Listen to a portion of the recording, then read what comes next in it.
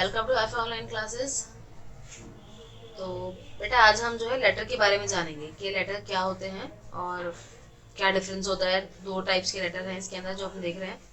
तो सबसे पहले लेटर तो आप जानते ही हैं, पत्र इसको हिंदी में हम बोलते हैं। ठीक है, अपनी बात को किसी को पहुंचाने के लिए हम लेटर लिखते हैं। हालांकि आजकल लेटर का ज़माना है नहीं, हम ऑनलाइन बात कर सकते हैं, लेकिन ऑफिशियली वर्क के लिए हमें लेटर की ज़रूरत अभी भी पड़ती है ना। और क्योंकि अभी पैटर्न में है तो हमें फॉलो तो करना पड़ेगा। तो इसलिए हम देख लेते हैं कि कितना टाइप्स के होते हैं और इन दोनों में क्या क्या डिफरेंस होता है। देखिए, लेटर्स जो होते हैं वो दो टाइप्स के होते हैं। एक होता है इनफॉर्मल लेटर्स, ठीक है, और एक होते हैं फॉर्मल लेटर्स। जो इनफॉर्मल लेटर्स होते हैं उन्हीं को हम बोलते हैं पर्सनल लेटर्स, ठीक है। और जो फॉर्मल लेटर्स होते हैं उन्हीं को हम बोलते हैं एप्लीकेशंस। तो एप्लीकेशंस तो आप जानते ही हैं, सिक लीव की एप्लीकेशन आपने लिखी होगी कई बार, है ना, अर्जेंट पीस ऑफ वर्क की एप्लीकेशन लिखी होगी, तो उसी को हम फॉर्मल लेटर भी बोल सकते हैं, ठीक है। ऐसे इनफॉर्मल लेटर जो होते हैं ये पर्सनल लेटर्स होते हैं। ये तो जो पर्सनल लेटर्स होते हैं किसको लिखे जाते हैं, ज्यादातर हम पेरेंट्स को लिखते हैं। अगर जैसे कोई पढ़ने गया होता है तो वो घर पर पेरेंट्स को लिखता है, या अगर पापा या मम्मी बाहर गए होते हैं तब उनको लिखते हैं, है ना। या रिलेटिव्स को लिखते हैं कि किसी को थैंक्स बोलना है, किसी को इनवाइट करना है तब लिखे जाते हैं। या फिर फ्रेंड्स को लिखते हैं कि आपको कुछ किसी की चीज़ के बारे में बताना है, कहीं पर न्यू एडमिशन हुआ है उसके बारे में आपको बताना है, या आपने कोई नई चीज़ खरीदी है उसके बारे में आपको बताना है, ठीक है। या कोई भी डिस्कशन आप फ्रेंड्स को लेटर लिखकर कर सकते हैं, है ना। या इसके अलावा और लोगों को भी आप लिख सकते हैं। लेकिन ये क्या होते हैं, ये इनफॉर्मल लेटर्स होते हैं, तो इसके अंदर हम नॉर्मल अपने मतलब नॉर्मल बात भी कर सकते हैं, कोई ऐसी मतलब कुछ भी शेयर कर सकते हैं आप चाहें तो। लेकिन जो फॉर्मल लेटर्स होते हैं, ये एप्लीकेशन जो होती हैं, इसके अंदर थोड़ा सा आपको थोड़ा तमीज से इसको लिखना पड़ता है ना। क्योंकि ये किसी बड़े ऑफिसर्स के पास हमें भेजनी होती है, या अपने हेडमास्टर के पास भेजनी होती है, प्रिंसिपल के पास भेजनी होती है। जैसे यहाँ पर लिखा हुआ है किस किस को आप लिख सकते हैं एप्लीकेशन या फॉर्मल लेटर्स, बिजनेस फॉर्म्स में भेजनी है कि भाई अगर आप बिजनेस कर रहे हैं तो दूसरी किसी बिजनेस फॉर्म को आपको भेजनी है, या किसी न्यूज़पेपर के एडिटर को आपको भेजनी हो सकती है ना। या आप किसी को इनवाइट कर रहे हैं, जैसे किसी चीफ गेस्ट को आपको बुलाना है अपने स्कूल फंक्शन में, तब आप क्या लिखेंगे, तब आप जो है यही लिखेंगे। या एप्लीकेशन एप्लीकेशन वही आ गया इसके अंदर ही, है ना, कि आप अपने हेडमास्टर को एप्लीकेशन लिखना चाहते हैं। या फिर किसी गवर्नमेंट ऑफिशियल को लिखना है कि भाई आपके एरिया में लाइट नहीं आ रही है या कूड़ा बहुत ज्यादा फैला हुआ है, तो उसको आप लिखने के लिए फॉर्मल लेटर में लिखेंगे, ठीक है। उसके बाद है हेडमास्टर और प्रिंसिपल, या फिर अपने स्कूल के हेडमास्टर को आपको लिखना है कि भाई स्कूल में शोर बहुत होता है, ये स्कूल के अंदर जो है पानी साफ पानी नहीं आ रहा है, या स्कूल के अंदर जो हमें कुछ एक्स्ट्रा कोचिंग क्लासेस चाहिए, इस तरीके की चीज़ों के लिए आप ये लिख सकते हैं। तो ये डिफरेंस समझ में आया आपको। इनफॉर्मल लेटर और पर्सनल लेटर एक चीज़ होती है, और फॉर्मल लेटर और एप्लीकेशन एक चीज़ होती है, ठीक है। यानी आप एप्लीकेशन को भी आप लेटर ही बोल सकते हैं। तो अब यहाँ पर देखिए फॉर्मेट ऑफ फॉर्मल लेटर, यानी जो हम एप्लीकेशन लिखते हैं उसका जो एप्लीकेशन लिखने का जो फॉर्मेट है वो हमारा ये फॉर्मेट है।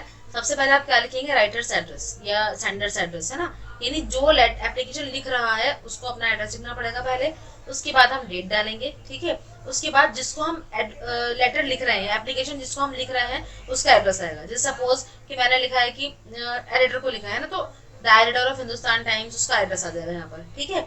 उसके बाद यहाँ पर ना एक चीज ऐड कर लीजिएगा आप, यहाँ हम लिखते हैं सब्जेक्ट। क्या लिखते हैं, सब्जेक्ट। सब्जेक्ट का मतलब होता है किस मसले के लिए लिखा गया है, क्या काम है ना। यहाँ पर सब्जेक्ट आप ऐड कर लीजिएगा। तो सबसे पहले क्या लिखा हमने, भेजने वाले का एड्रेस, फिर उसके बाद डेट, फिर उसके बाद जो रिसीव करेगा उसका एड्रेस, उसके बाद सब्जेक्ट। जैसे भाई मुझे कंप्लेंट करनी है ना, तो मैं लिखूंगी for complaining about the frequent failure of electricity, bar bar light जाती है इसकी वजह से मैंने ये लेटर लिखा है। तो इससे क्या होता है, इससे पूरे एप्लीकेशन पढ़ने से पहले पता चल जाता है किस बारे में है ये, ठीक है। उसके बाद सैल्यूटेशन लिखेंगे। सैल्यूटेशन में आ जाएगा रेस्पेक्टेड सर या मैम या अस्सलाम वालेकुम, ठीक है, या गुड मॉर्निंग। इस तरीके से जो चीजें आती हैं वो सैल्यूटेशन में आ जाती हैं। उसके बाद आती है बॉडी, ठीक है। बॉडी के अंदर क्या है, बॉडी के अंदर सारी बात आ जाएगी। बॉडी यानी पूरा कंटेंट जो होगा वो अब एक पैराग्राफ में भी हो सकता है, छोटे छोटे 2-3 पैराग्राफ्स भी हो सकते हैं। तो इसका कोई इतना बड़ा इशू नहीं है कि आप एक पैराग्राफ में लिखें, 2 में, 3 में, जितनी बड़ी आपकी प्रॉब्लम होगी, जितनी बात आप करना चाहते हैं उस हिसाब से आप इसके अंदर ऐड कर देंगे। उसके बाद आप यहाँ पर लिखेंगे सब्सक्रिप्शन। सब्सक्रिप्शन के अंदर जैसे थैंक यू, ये सब चीजें आप लिखते हैं ना, थैंक यू, ये सब, ठीक है, ये सब उसमें आ जाएगा। ये लास्ट में एक लाइन हम लिख देते हैं कि भाई प्लीज आप जल्दी से जल्दी हमारा काम करवा दें, तो ये सब सब्सक्रिप्शन में आ जाता है। उसके बाद 7th जो आता है सिग्नेचर और नेम। उसके बाद आप लास्ट में क्या लिखेंगे, सिग्नेचर भी कर सकते हैं अपने, या फिर अपना नाम लिख सकते हैं, और डेजिग्नेशन। तो जैसे सपोज आपने स्कूल के हेडमास्टर को लिखी है तो आप लिख देंगे सपोज कि Rehan monitor of the class, तो ये डेजिग्नेशन हो गई आपकी। अगर आपने किसी बिजनेस फॉर्म को लिखिए तो तब आप लिख सकते हैं कि अपना नाम लिख करके नीचे आप लिख सकते हैं कि क्या है आप वहाँ पर। मान लीजिए कि सीईओ है तो सीईओ लिख दीजिए, मैनेजर है तो मैनेजर लिख दीजिए। इस तरीके से हम लिखते हैं। समझ में आया आपको ये वाली बात? ठीक है, अब हम देखते हैं अगला फॉर्मेट। उसके बाद हम फॉर्मेट देखते हैं इनफॉर्मल लेटर का। इनफॉर्मल लेटर यानी जो अपने रिलेटिव्स वगैरह को, पेरेंट्स को, फ्रेंड्स को लिखते हैं। ठीक है, तो उसके अंदर सबसे पहले आप क्या लिखेंगे? राइटर का एड्रेस लिखेंगे, उसके बाद डेट आएगी। ठीक है, उसके बाद आप सैल्यूटेशन लिखेंगे। यहाँ पर आपको सेंडर्स एड्रेस लिखने की जरूरत नहीं है। ठीक है, यानी जिसको आप रिसीवर्स एड्रेस लिखने की जरूरत नहीं है, क्योंकि जब आप किसी को सेंड कर रहे हैं ना तो आप बाहर उसका एड्रेस लिख देंगे तो वो काफी रहेगा। नहीं तो फिर क्या करते हैं, हम लास्ट में लिख देते हैं रिसीवर का एड्रेस। ठीक है, कैसे मैं बताती हूँ।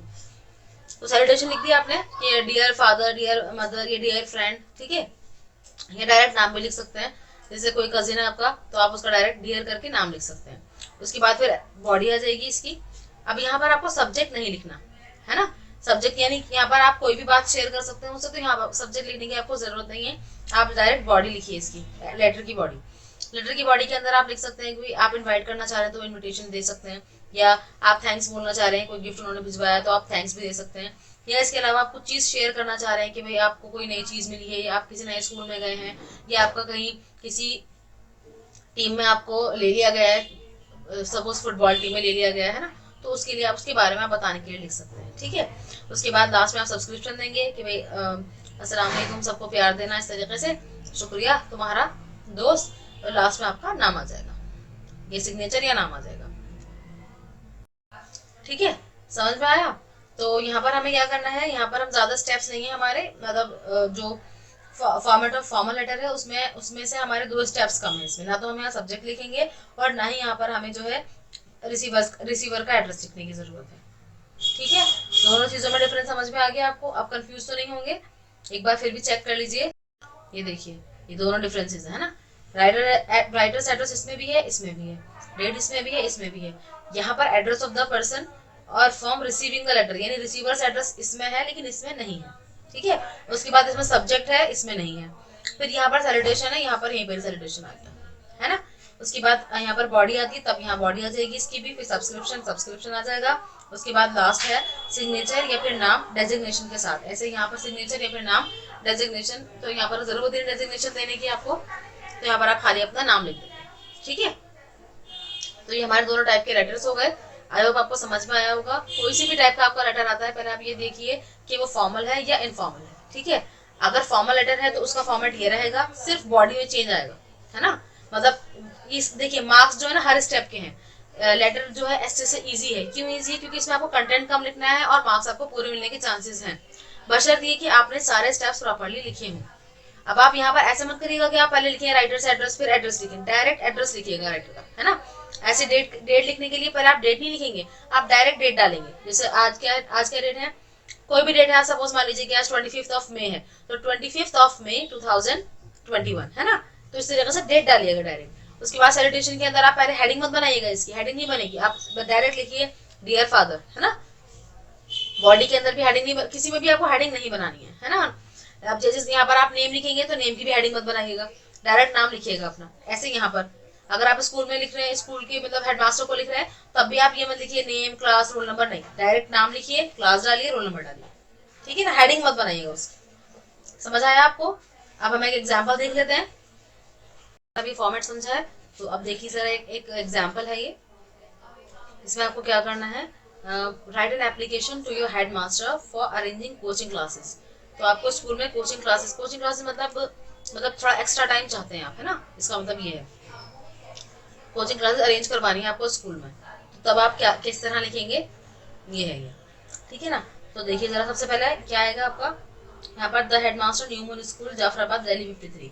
अब यहाँ पर मैंने आपको क्या कहा, सबसे पहले राइटर का एड्रेस आएगा। यानी राइटर कहाँ से लिख रहा है, लिखने वाला स्कूल से ही तो लिख रहा है ना, और लिख भी कहाँ रहा है, स्कूल में ही लिख रहे हैं, तो इसलिए यहाँ पर हमने एक ही एड्रेस लिख दिया स्कूल का। ठीक है, ये हमने एक ही एड्रेस लिख दिया। उसके बाद यहाँ पर आता है डेट आती है, तो मैंने डेट डाली नहीं है यहाँ पर। अब आप यहाँ पर डाल दीजिएगा, सपोज कि ये चल रहा है, मान लीजिए फरवरी चल रहा है। ठीक है,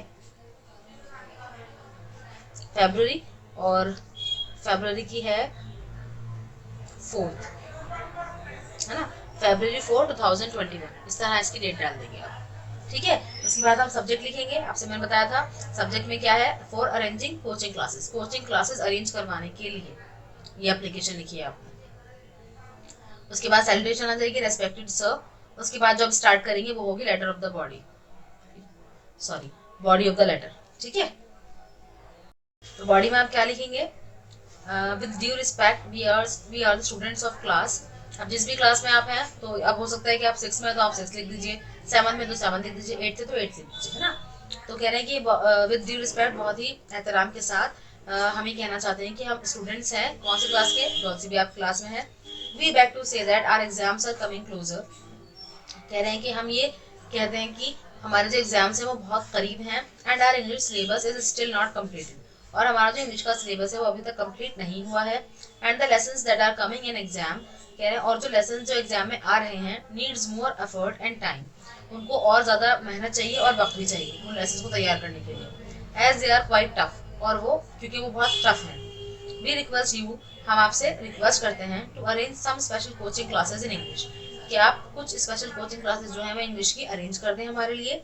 we shall be highly oblige to you, हम आपके बहुत शुक्रगुजार होंगे, थैंक यू। ठीक है, यानी यहाँ पर हमारी खत्म हो गई बॉडी। ठीक है, उसके बाद ये क्या है, ये सब्सक्रिप्शन आ गया आपका, और लास्ट में योर सिंसियरली, आपके फर्मा बरदार द स्टूडेंट ऑफ क्लास, जो भी आपकी क्लास है वो आप लिख सकते हैं, या अगर किसी एक बच्चे ने लिखी है तो वो अपना नाम भी लिख सकता है, खाली योर सिंसियरली अपना नाम डाल देंगे, क्लास और सेक्शन डाल देंगे। ठीक है, समझ आ गया आपको।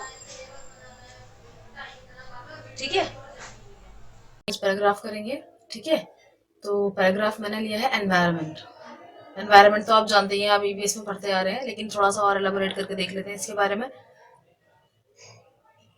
पैराग्राफ मीन्स के पूरे एस्से का एक पार्ट है ना, एक छोटा सा पार्ट जिसको हम पैराग्राफ बोल सकते हैं। तो ये पैराग्राफ 100 वर्ड्स का, 150 वर्ड्स का, 200 वर्ड्स का हो सकता है, बड़े बड़े पैराग्राफ्स भी हो सकते हैं। ठीक है, तो स्टार्ट करते हैं।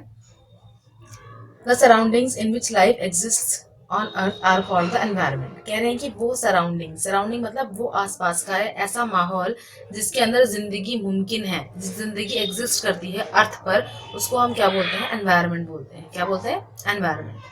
The environment contains air, water, sunlight, trees, animals and human beings.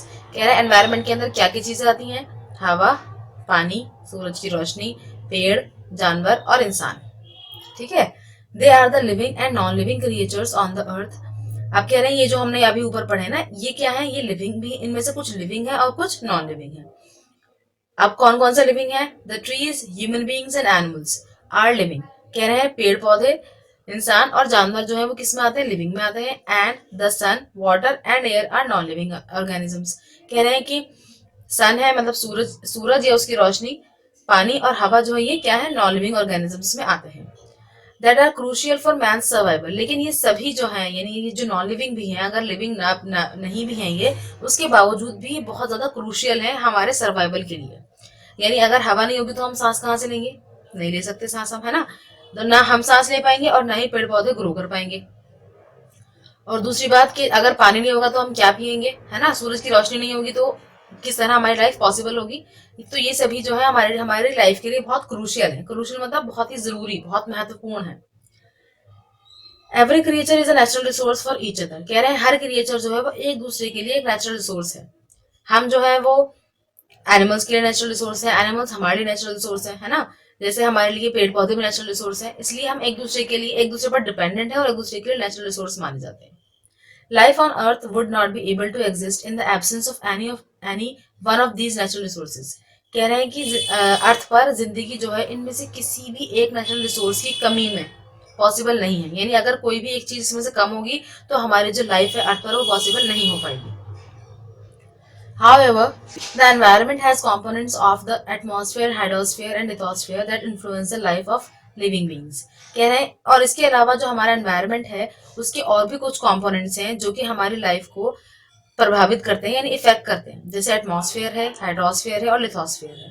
ठीक है, अभी क्या होता है, gases such as nitrogen and oxygen are present in the atmosphere. कह रहे हैं जो गैसेस होती हैं जैसे नाइट्रोजन है, ऑक्सीजन है, ये एटमॉस्फेयर में प्रेजेंट होती है। यानी जितना भी एयर वाला पार्ट है वो सब क्या है, एटमॉस्फेयर है। और एटमॉस्फेयर ही हमारी अर्थ की सबसे खास चीज है, क्योंकि और किसी भी प्लैनेट पर एटमॉस्फेयर अवेलेबल नहीं है।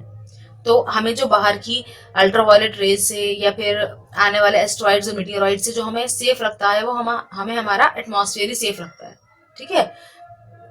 उसके बाद आता है hydrosphere. Hydrosphere covers all water bodies,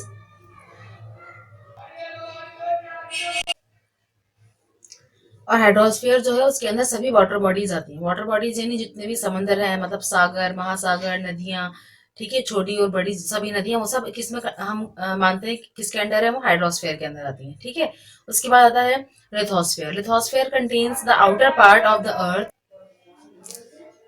lithosphere contains the outer part of the earth consisting of the crust and upper mantle. ठीक है। यानी लिथोस्फीयर के अंदर क्या आता है, जो हमारी अर्थ है उसका आउटर पार्ट, हमारी जो अर्थ है ना, मतलब उसकी 3 लेयर्स हैं। तो अर्थ जो है उसकी 3 लेयर्स होती है ना, तो 3 लेयर्स में से 2 लेयर्स जो है उनको हम किसमें कंटेन करते हैं, लिथोस्फीयर में। यानी जो हार्ड लेयर्स होती है ना, उन हार्ड लेयर, यानी यही समझ लीजिए आपकी जो पूरी जमीन है जिस पर हम चलते हैं, जिस पर हम रह रहे हैं, है ना, उसको सबको लिथोस्फीयर कहते हैं। क्या कहते हैं? लिथोस्फीयर। ठीक है। Living beings are created according to the features of these components. तो यानी जितने भी लिविंग बींग्स हैं, यानी जो प्लांट्स हैं, एनिमल्स हैं, ह्यूमन बींग्स हैं, वो सभी इन इन सब चीजों के अकॉर्डिंग बनाए गए हैं। यानी उनका जो क्रिएशन हुआ है ना, वो अकॉर्डिंगली हुआ है।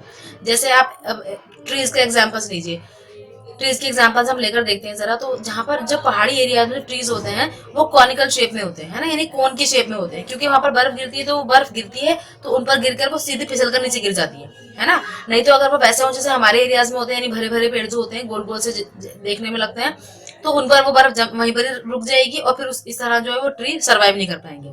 तो इसीलिए जो है अल्लाह ताला ने जब हमें बनाया है, तो वो हमारे फीचर्स को इसके अकॉर्डिंग बनाया है कि जहाँ जिस एनवायरमेंट में हम रहते हैं। ठीक है। अब उन्होंने एग्जांपल लिया है कि for example aquatic animals are created to breathe under water. कह रहे हैं एक्वेटिक एनिमल्स को इसी तरह बनाया गया है कि वो पानी के अंदर भी सांस ले सकते हैं। ठीक है। Aerial animals are made to breathe in air. Aerial animals जो है वो हवा में सांस लेते हैं, तो उनकी बॉडी का स्ट्रक्चर इसी तरीके से जैसे हम हैं, हम भी एरियल एनिमल कहलाएंगे, है ना। प्लांट्स को तो हम एनिमल नहीं कहेंगे, हाँ, लेकिन वो भी एरियल ही है क्योंकि वो भी हवा में ही सांस लेते हैं। ये इसके अलावा जितने भी बर्ड्स हैं और जितने भी एनिमल्स हैं जो जमीन पर रहते हैं, उन सबको हम एरियल बोलेंगे। ठीक है। तो ये आपका छोटा सा पैराग्राफ था। आई होप आपको समझ में आया होगा। ये आपका होमवर्क है। होमवर्क में आपको क्या करना है, लेटर मैंने आपको समझाया है, तो एक टाइप आपको लेटर की लिखनी है। ठीक है, मतलब एक एग्जाम्पल, और एक एग्जाम्पल आपको पैराग्राफ का लिखना है। तो ये है आपका write an essay on noise pollution and a letter to your father requesting him to permit you to join the school excursion to Agra. तो आपको एसे लिखना है नॉइस पॉल्यूशन पर। एसे मतलब पहले आप नॉइस पॉल्यूशन के बारे में बताएंगे, उसके जो कॉजेज हैं, किस वजह से ये हो रहा है ये बताएंगे, उसके बाद आप उसके समाधान यानी प्रिकॉशंस बताएंगे, कैसे आप इससे बच सकते हैं, कैसे इसको होने से रोका जा सकता है। तो यानी ये आपको कम से कम 200 वर्ड्स में होना चाहिए। ठीक है। And a letter to your father. और दूसरा क्या करना है आपको, अपने फादर को एक लेटर लिखना है। उसके अंदर आप उनसे रिक्वेस्ट करेंगे कि आपको वो परमिशन दे दे। ठीक है। कहाँ पर जाने की, स्कूल एक्सकर्जन, यानी पिकनिक जा रहा है स्कूल आगरा, तो आगरा जाने की परमिशन वो आपको दे दें। तो आप इसमें कहेंगे भाई ये जो हमारा एजुकेशनल टूर है और इसके अंदर हम बहुत सारे हिस्टोरिकल मॉन्यूमेंट्स देखेंगे, इससे हमारा हिस्ट्री का एक चैप्टर भी क्लियर हो जाएगा। फिर वहां पर हम ताजमहल देखेंगे जो कि एक 7 वर्ल्ड्स ऑफ वंडर में से है। ये सब आप इसके अंदर लिख सकते हैं उनको इंसिस्ट करने के लिए। ठीक है। तो फादर को आप लिख रहे हैं तो ये एक इन्फॉर्मल लेटर होगा। तो जैसे इन्फॉर्मल लेटर का स्ट्रक्चर है उसके हिसाब से इसको लिखिएगा। समझ आया? ये पूरा का पूरा आप एक स्क्रीनशॉट ले लीजिएगा इसका, ताकि एक बार पूरा देख लें, इसको अच्छे से पढ़ने के बाद लिखिएगा और स्पेलिंग मिस्टेक्स मत करिएगा। ठीक है। Thank you, thanks for watching. Allah Hafiz.